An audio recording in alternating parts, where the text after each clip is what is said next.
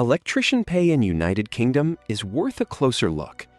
The average salary of an electrician in United Kingdom is $50,200 a year.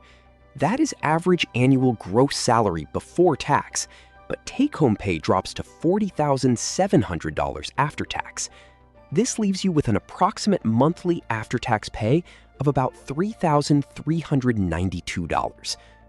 You'll bring home more money if you work in major urban centers, so electrician salary in United Kingdom is usually higher in places like London, where workers receive $45,400 after tax.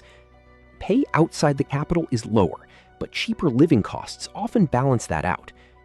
On top of that, an entry-level electrician income starts well below the national average, while experience helps electrician wages rise quickly before hitting a plateau.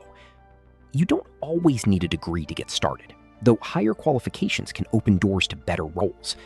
That education helps you step up into higher-paying positions like electrical engineer or project manager, which is why learning pays off.